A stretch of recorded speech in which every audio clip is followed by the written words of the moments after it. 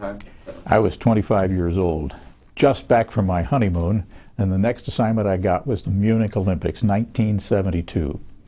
I was there, as I'm always there, to do American stories about people who are interesting, and one of the people that I covered was an American coach who was head of the Basketball Association that year, and he didn't have any tickets to any basketball games. All he had was the tickets to the finals in the hammer throw. So I was covering him from his point of view, not watching basketball, but watching the hammer throw. All that changed in the blink of an eye. I was staying in a private home overlooking the Olympic Village, and I saw it all. Great. Let's basically start, like, all that. Can you do something like everything changed in the blink of an eye with what happened? Can you start Sure. there and go into it a little bit? All that changed in the blink of an eye. I was staying in a private home, and I went to the roof and I looked into the Olympic Village, and there was a fellow with a mask on, and I'd heard that they'd taken the Israeli team. There was intense negotiation all day long, and then in the middle of the night, helicopters took off. They had the wrestling team inside, all hostages. The world press was reporting that they were going to Riem International Airport, the airport at the time in Munich. But Mrs. Auspitz, who owned the house where I lived, said, "They're going the wrong direction." And I said, "Well, I don't know, folks." I was reporting for NBC Radio. I said, "I don't know, but Mrs. Auspitz lives here, and she says they're not going to the Munich airport." I said, "Well, Mrs. Auspitz, where are they going?" And she says, "Well, between here and Stuttgart, there's a little airport, a NATO airfield called Fürstenfeldbruck." Mrs. Auspitz scooped the world. That's exactly where they went. Before we went to bed that night, Chancellor Willy Brandt came on TV there in Germany and said, "All the hostages are free and safe." And we went to bed with that storybook ending. A few hours later, Mrs. Auspitz woke me up and said, "Look out the window." And there was a long line of hearses coming down the highway from Stuttgart. And in each hearse was a member of the Israeli wrestling team. They had all been killed. When this first broke, that terrorists had gotten into the Olympic Village, they'd taken hostages, can you describe the mood and how it played out? Well, you understand, this was to be Germany's re-entry onto the world stage after World War II. All the security people wore pastel-colored suits, pale blue, yellows, some of them wore pink. So there was no sense of security before this. Everyone was in a great party mood. When this happened, almost instantly, the Olympic Village was ringed by tanks, armored personnel characters. Almost instantly, the Olympic Village was linked. Almost instantly, the Olympic Village was completely ringed by tanks and armored personnel carriers. All the German army came out at that point. But there was a hesitation even back then on whether or not to stop the games. So there were some games going on while the negotiations were underway. People were asking at that point, well, why don't we stop? But there was confusion, and the games went on.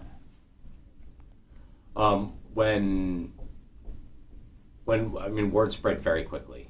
Can you describe,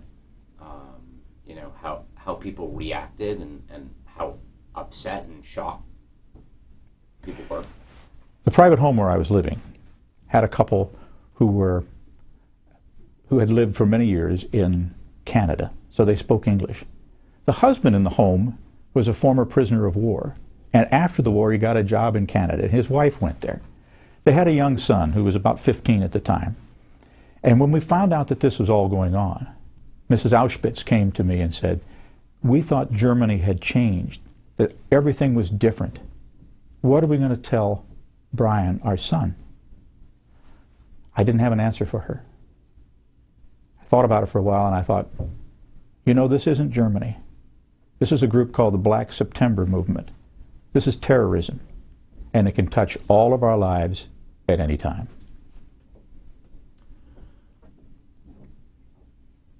Can you kind of narrate a little bit, that it was the Black September group, they went in, they scaled the walls, they killed 2 Israelis immediately, they took the rest hostage. Can you sort of Sure. take me through that? We were a little concerned about the security even before all this happened, because one of our team was able to go into the Olympic Village without credentials by merely coming back with the track team and walking in. We tossed a camera over the wall so that they could take some pictures, and then they came back out. So it didn't surprise me that night.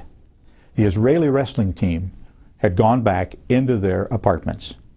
The terrorists, the Black September movement, jumped over the wall, dressed as coaches or athletes, all in tracksuits. So they were able to get in the exact same way we did earlier in the day. They got into the apartments. They went door to door. They killed a couple of people in the Israeli wrestling team. They took the others hostage, and there was a long and drawn-out negotiation.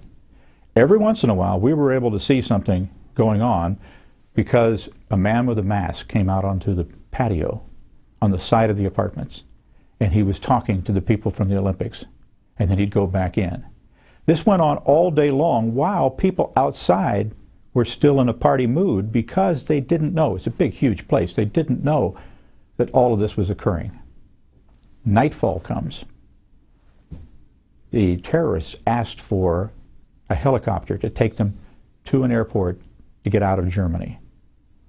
About 10 o'clock Munich time, off they go. We could see them from the roof. One by one, the Israeli wrestling team was hurtled.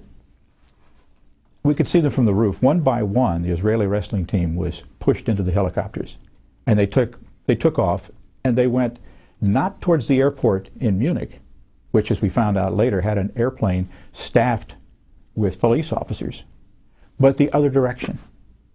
The woman whose house we lived in could speak English, and she said, "I don't care what all the reporters are saying, that helicopter is not going to Munich airport."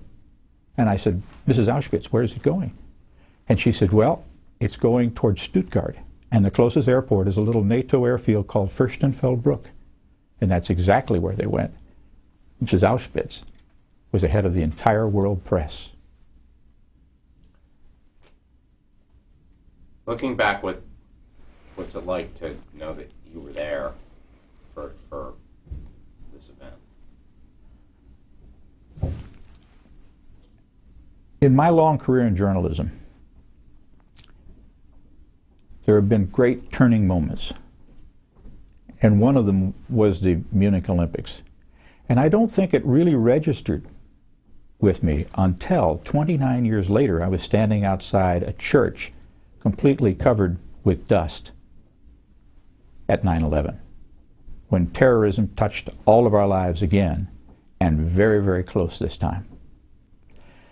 I think before Munich, all of us, even in journalism, thought that there were certain things that were truths in the world, one of which, terrorism, was someplace else. We knew there was terrorism, but it didn't occur against American lives. That's what we thought, my generation. And then suddenly it occurred, and terribly. One of the Israeli wrestling members was from the United States. He happened to be wrestling on the Israeli team, but he was from the United States. So here was one of us who was taken off into the night and killed. And the chancellor went on television and says they're all free and safe. He called up the premier of Israel, Golda Meir, and said they're all free and safe. All the headlines in Israel the next day said they're free and safe. At the same time that they had to counteract that by saying, no, they were killed in a shootout that had gone terribly wrong. So whether it was Munich in 1972 or 9/11 here right on the streets of New York City, terrorism, I figured, could touch my life. At the beginning of that, your thought was that before 1972, you didn't realize that terrorism could touch your life so directly, and that all changed with that one event. That's right. I mean, several times in my life. I mean, I was old enough to remember when John F. Kennedy was killed. Prior to that, we hadn't had an American president killed for generations. So we'd heard about other political leaders being assassinated any place in the world, but not necessarily in the United States. Now here comes the symbol of peace and hope, the Olympic Games. The one time in 4 years we get together as a world and kind of put things aside to see how we do in our best natures. And right in the midst of this was this horrific kidnapping and murder, which at the time the Olympic officials were confused and didn't know whether they should stop the games. So it was a complex situation then, it's a complex situation now. Do you keep your eye on the hope, or do you keep your eye on the terrorists? And the truth of the matter is you have to keep your eye on both. That's good, I like that.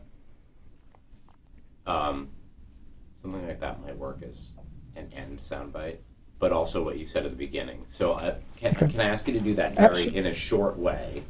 The idea that before 1972, sure. I didn't know that terrorism could so directly affect my life, and living through the Munich Massacre, it all changed in an instant. Something along those lines. Yeah.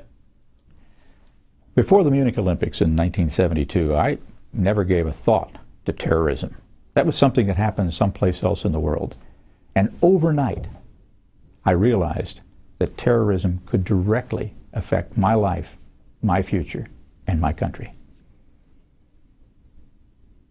And how about from a world, not just your own personal perspective, but I think that's the world's perspective. People woke up to the idea that everything can change instantly. Maybe it's a good thing that we have short memories. But I think all of us go through periods of innocence.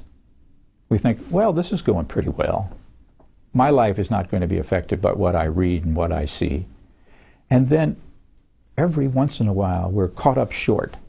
And like the Olympics, we realize that what's happened to other people can be right in our face and change our lives forever.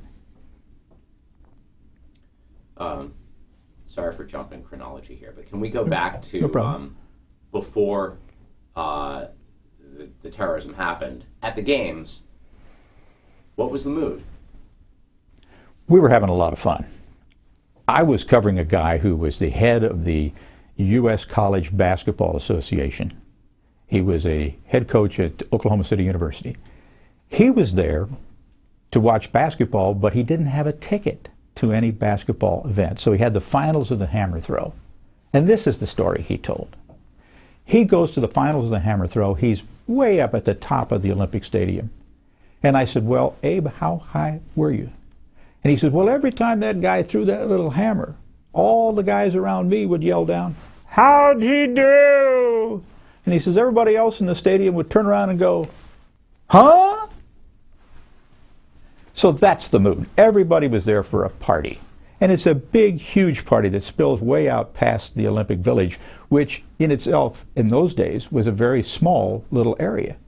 So when all this occurred, I'd say most people didn't even know what was going on for a few hours, at least, until the tanks came in, until the soldiers came in and replaced all the German security guards who were wearing pastel suits. How did that change the future of the Olympics? Well, just like we've had the discussions about, are the Olympic athletes professionals?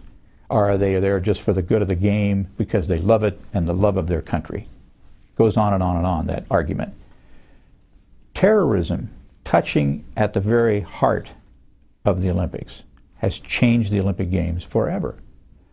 I don't mean just from the security standpoint, but all of us are now aware that no matter whether we turn our backs on the world for a few minutes each 4 years to watch the Summer Olympics, it's still very much a part of our lives. And we have to make our decisions for our family, for our country, for our world, based not just what's going on at the games, but what is going on in the world. A lot of viewers who see this spot, and it may be the first time they're hearing about this. I mean, I know there's been the Spielberg movie. There's been a lot recently, but, plenty of people will not know what happened. I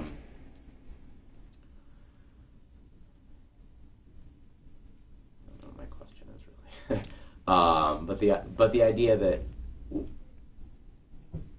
for someone hearing about this for the first time, what do you think it's important for them to know and understand about that day and that event? I was 25 years old when this happened. The lesson that has stayed with me all these years is that terrorism can be in your face in a moment's time.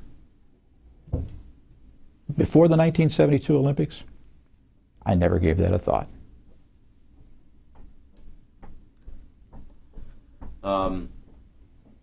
It didn't end with all the deaths there. I mean, the story went on, and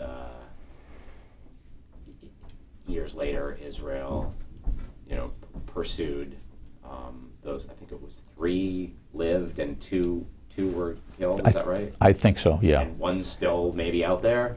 One gave an interview a few years ago. Right. He lives in Africa. But Israeli security tracked down most of the people who did this and brought them to justice. Either they killed them or they brought them in. But I think the larger lesson is it's not just the Israeli team and what happened to them. It's the world we live in, and the blinders came off. And we've been reminded of that time and time and time again. We're all the members of that Israeli wrestling team.